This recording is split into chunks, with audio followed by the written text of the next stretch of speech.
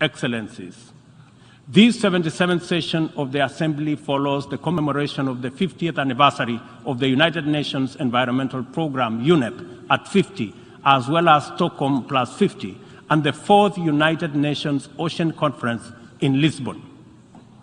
Outcomes of these conferences demanded real commitment to address global environmental concerns as a matter of urgency and for a just transition to sustainable economies that work for all people.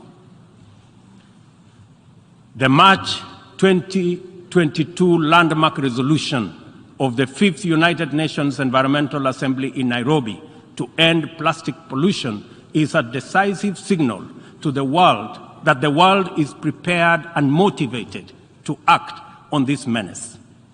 Kenya is committed to work closely with other nations to pursue legally binding instruments aimed at bringing an end to plastic pollution.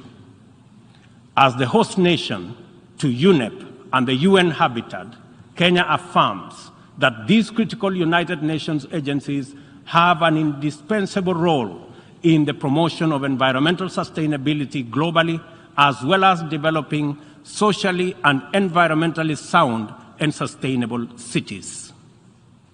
In keeping with its strong commitment to multilateral institutions, Kenya has made available more land for the United Nations office in Nairobi to facilitate the upgrading of its complex. I take this opportunity to call on member states to complement this contribution through enhanced financing to adequately modernize the UN facilities in Nairobi. Kenya remains a strong advocate for making the sustainable use of oceans and blue economy resources a development priority, holding the firm belief that significantly increased investment in this essential sector can end hunger, can also reduce poverty, create jobs, and spur economic growth. I urge the Secretary General to continue calling attention to the urgent need to develop this vital sector. In particular, I call on developed countries to invest in sustainable fishing, protect marine ecosystems, and share ocean-based climate solutions with developing countries. For our part, I am pleased to report that building on the historic 2018 Sustainable Blue Economy Conference in Nairobi, Kenya is reviewing its national blue economy strategy to strengthen community structures in participatory management of freshwater, coastal and marine resources and ecosystems.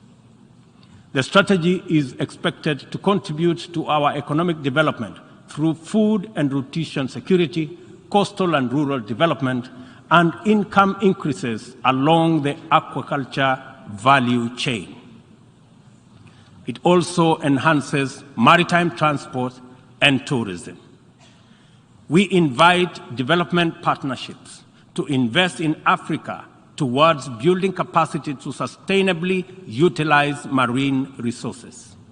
We must rally together to make the best use of Africa's vast blue resources in developing our economies while meeting our climate targets.